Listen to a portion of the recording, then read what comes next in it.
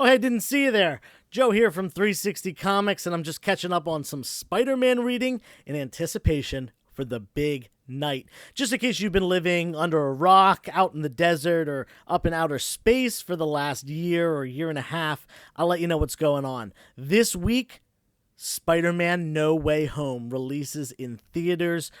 I have not seen a movie build up this much anticipation, this many rumors, this much speculation, and it's time to make my final predictions about the movie the day before I go see it. So you're here for that. Don't worry, no spoilers. If you've seen the trailers, I'm not going to talk about anything that's not in the trailers. I have not seen the movie yet myself, so there's no way I can spoil anything. I've got one quick reminder before we get started. If you haven't done so yet, make sure you go check out our George Perez tribute video and enter the giveaway there. You can win this copy of Batman 442, and all you got to do is subscribe to the channel, like that video, and leave a comment on that video for your chance to win. I'm picking a winner by the end of this weekend, probably on Sunday. I think I'll go live on Sunday and pick a winner, so definitely do so before then.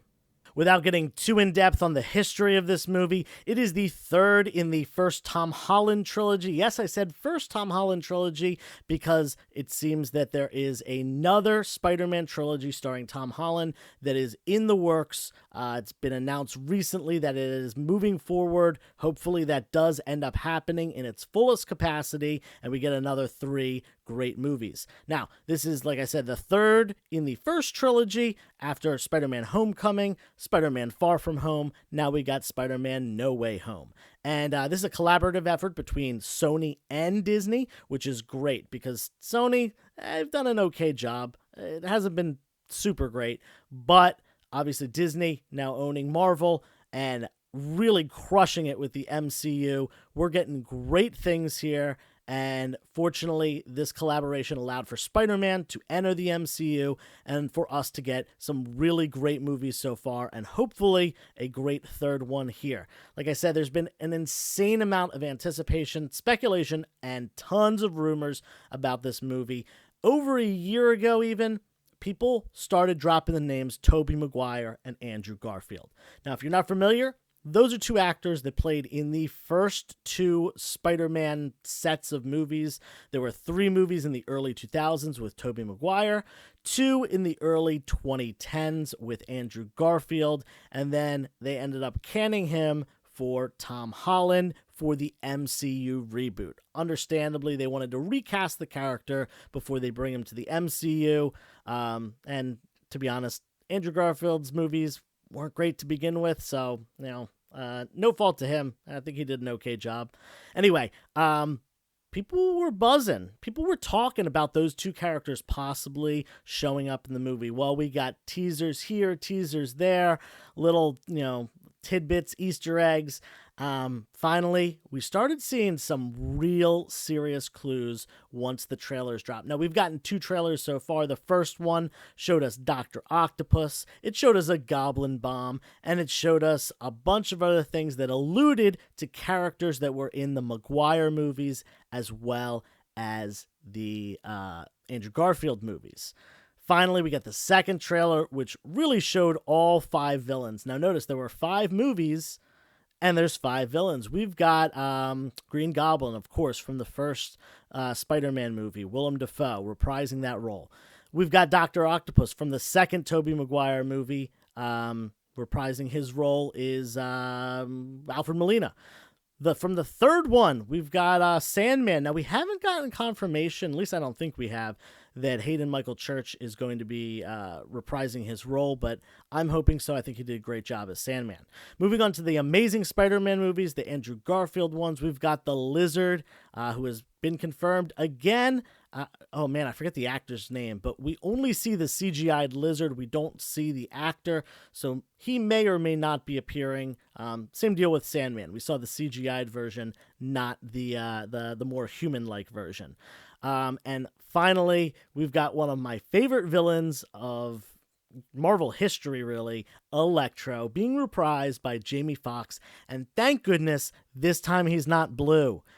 Not only is he not blue, but they updated his costume to look, or his appearance in general, to look very much like not the MCU, the comic book version, but like a more modern version. Instead of wearing that kind of goofy star electricity headpiece thing that he wears in the comics, it is like completely made out of electricity. Looks really, really cool in the trailer, and I'm stoked to see it on the big screen. Anyway, like I said, there were 5 movies. That's 5 villains.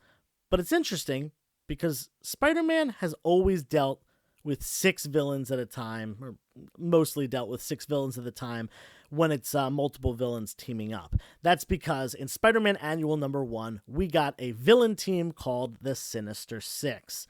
The original iteration of the Sinister Six did have Dr. Octopus and Electro and Sandman. There were also a couple others in the original that are not confirmed for this movie. Those are Vulture, Kraven, and Mysterio. We're going to come back to that in just a second. So we've got this original host of characters coming in, fighting Spider-Man as a team of villains. Throughout the years, there have been many different iterations. Most of them have contained Dr. Octopus, from what I remember. He's kind of like a mainstay, and really, he's, in my opinion, the second biggest Spider-Man villain after Green Goblin.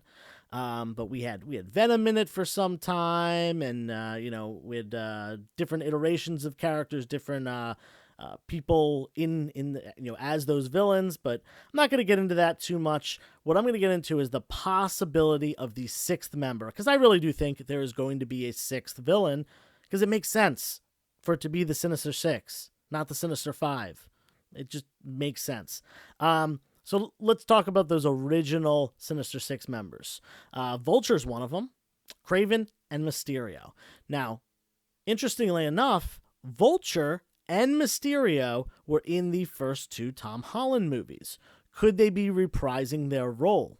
Definitely. Definitely a possibility. We have a multiverse situation now. Obviously, we thought we had a multiverse kind of situation going on with Mysterio, but he's a trickster there. And Vulture is currently in jail in this universe, but we could be getting a different universe's Vulture. Now, we definitely know that Michael Keaton is coming back to these movies because we saw him in the trailer for Morbius. So there's certainly a possibility that we're going to see Michael Keaton suit up as Adrian Toomes, the Vulture, in this movie. He's got 2 things going for him. He was already in one of the movies, and he was one of the original members of the Sinister Six. Same thing with Mysterio, one of the original members and already in one of the movies. Definitely could be a possibility.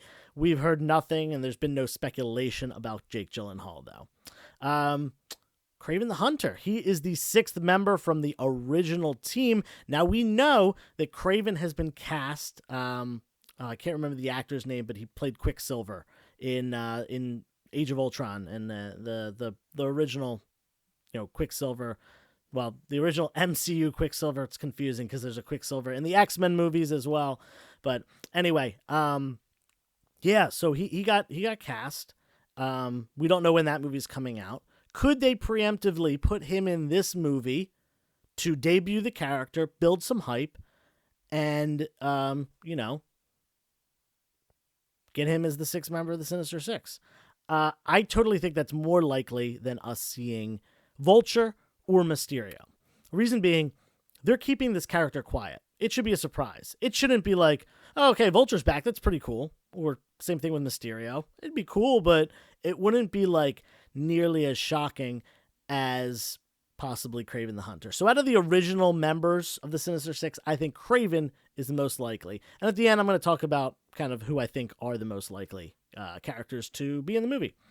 The next group, I did want to talk about a couple characters that have been in these movies, but not really as main characters. We had a version of Shocker appear in Spider-Man Homecoming, and we had Matt Gargan also appear in Spider-Man Homecoming, who, if you recognize the name, that is the name of Scorpion. So could Matt Gargan put on the mantle of the Scorpion and show up? I think that is possible. I think that's Probably less likely than Craven, but definitely still up there. Definitely more likely than Vulture or Mysterio, in my opinion.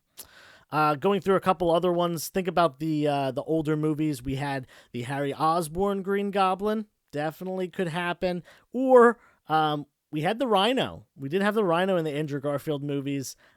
Those two, I think, are pretty unlikely for a lot of reasons. One, I don't really think we're going to see two Green Goblins, even though they're different people. And I don't really think the Rhino was like well liked in that movie, so I don't think they'll bring him back. And just that suit of armor, I don't think it really matches with the visuals that we see in this Spider-Man movie. So I'm gonna say probably no on Rhino as well. Now, Hobgoblin. I know I said no to Green Goblin, but Hobgoblin's a little bit different. Now, there's been some serious speculation that possibly Ned Leeds could become Hobgoblin. In the comics, he does at one point. He's not really willingly becoming Hobgoblin. He has his mind controlled by Roger Kingsley, the actual Hobgoblin, who then sends him to do his bidding and kind of throws people off the trail of him in order to disguise himself and not get caught. He makes Ned Hobgoblin, and Ned eventually gets arrested and killed, I believe, and he's never able to tell exactly what happened with the real Hobgoblin. Ned Leeds is a character in the movie. We have this interesting version of Ned Leeds that's kind of more a combination of Ned and Miles' friend. His name is slipping me now, but they kind of combine multiple characters to make the MCU version of Ned Leeds. Could he become Hobgoblin? Well, a lot of the speculation comes from the fact that the actor lost over 100 pounds for this movie, possibly because he's going to have to do some more athletic maneuvers and things like that in the filming process, possibly because he's Hobgoblin. I think that if this is the case, this is something that's been speculated on, it's going to be because Green Goblin, Willem Dafoe, did something to control him. Whether it's some kind of like force feeding him goblin serum or some sort of injection or smoke or something inhaled, whatever it may be, I think that is how they would make that work. Again, just a prediction. I do think that one is pretty possible. Really, the only other one that I thought to put on this list would be Morbius. We know we're getting a Morbius movie. Maybe to build some hype, they bring him in, but I think that is pretty unlikely as well. So if you've been paying attention, my my top ones are. Oh wait, I sorry about that, guys. I almost forgot one, and that's Venom. We know Venom is in this universe. We've seen him at the end of the second Venom movie, see Peter Parker on the television, and that whole thing. Definitely could be possible, but I think they're going to save that interaction for Venom 3. I don't think they're just going to throw Venom into this movie. That's just my opinion. I know there's been some speculation because we did see Tom Hardy wearing a Spider-Man No Way Home cast hat. That doesn't necessarily mean he's in the movie, but he could be. I think he's more likely to be a cameo at the end of the movie. Just my opinion. I do think he is very likely. So, we went through all these. I do think Venom, Hobgoblin, Scorpion, and Craven are going to be my top 4 out of this list. This list is like 12 or so on it. Could it be someone that I did not name? Absolutely. I didn't even bother going through other villains outside of what I have here because there are so many that they could possibly bring in. Maybe Prowler. Maybe we see Donald Glover as Prowler. I just thought of that one off the top of my head. It could be Beetle, who was an early Spider-Man villain. I don't think they're going to introduce Beetle that way, but Prowler's definitely possible. Like I said, it may be one of these. It may not. I definitely think there's going to be a 6th villain. Moving on from the villains, I want to talk quickly about a couple other things before I let you guys go. And that is, first and foremost, one of my favorite characters, Daredevil. We got Charlie Cox. We know he's coming back to the MCU at some point. Kevin Feige did announce that, confirmed it. We don't know when.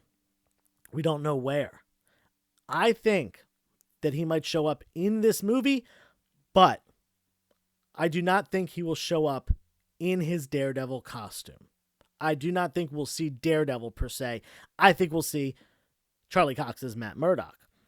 The reason, I'm thinking that is we're going to get introduced to the character, reintroduced rather, but the movie's flooded with things.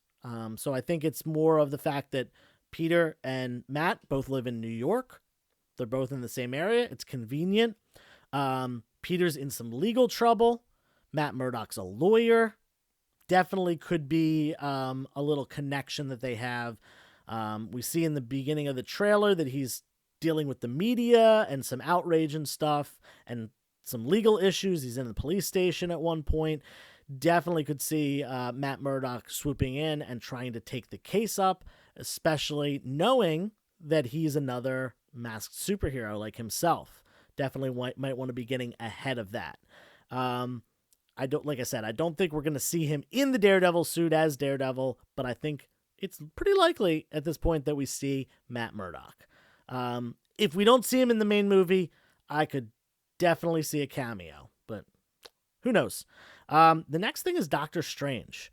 And I would say that Doctor Strange is acting pretty strange in the trailers that we've seen. The wink and like him being a little bit sillier than usual, a little bit kind of seemingly unhinging a bit. Maybe it's the whole thing that's going on with the multiverse thing building up in the MCU. It's driving him a little crazy. Maybe it's because there's something else going on. There's been a lot of speculation, possibly that he's Mephisto, possibly that he's it's not him, it's Agatha. I don't think those are things that are going to happen.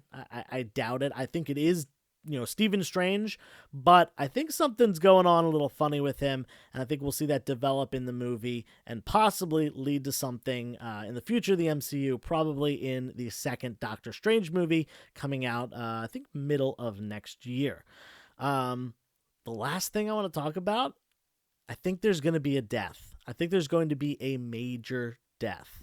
And when I say major death, I think it's going to be someone very close to Peter. That is one characteristic of this character that has been used over and over and over again in different ways. Obviously his origin story features the loss of Uncle Ben, something that we did not see in this iteration of the character yet. Maybe we'll get a flashback of that in this movie, but I think we're probably going to see a death of a character that we know very well. Most likely, probably one of his friends. He loses... in various stories, he loses Gwen, he loses Harry, he loses Mary Jane, he loses Ned Leeds at one point, who's a coworker of his. I think he's gonna lose Ned or MJ. I think one of those two characters is probably gonna die. Probably not Aunt May. I see her sticking around. I hope she does. I think I think she does a good job. Being just kind of a centered adult in Peter's life, and he really needs that. But I think we're gonna see the death of MJ or Ned. Now, Ned, I think if he's Hobgoblin, he's the one getting killed off. If he's not, I'm thinking it's probably gonna be MJ. I think that character could end up being killed off. I am not saying for sure. Obviously, this is just a prediction, but I think that is very possible. So with all that, I think we've got a good movie on our hands. I think it's going to set up a lot of things for the multiverse. I think it's going to set up a lot of things that allow us to bring the Sony movies more closely in to the MCU, which is, in my opinion, good for all parties. The Sony movies sometimes need some help, and the MCU is there to help. Kevin Feige is an absolute master. I think we can all agree on that. And, I can definitely see them pulling the Sony movies in the right direction. So I'm going to see this movie Thursday. I hope you guys can see it soon. I know some places sold out of tickets very quickly, and I know some places probably have some restrictions due to the pandemic, but I hope everyone can see it soon if that's something you want to do. And no spoilers. Definitely don't spoil for people. I am not going to be saying anything about the movie until months from now, at least not publicly. Just not fair to people. So don't spoil the movie for everyone else. Enjoy it. Let other people enjoy it. And with that being said, thanks for watching the video. Please make sure you hit that subscribe button. Give us a thumbs up for the like. Leave a comment down below. And until next time, turn the page, wash your hands.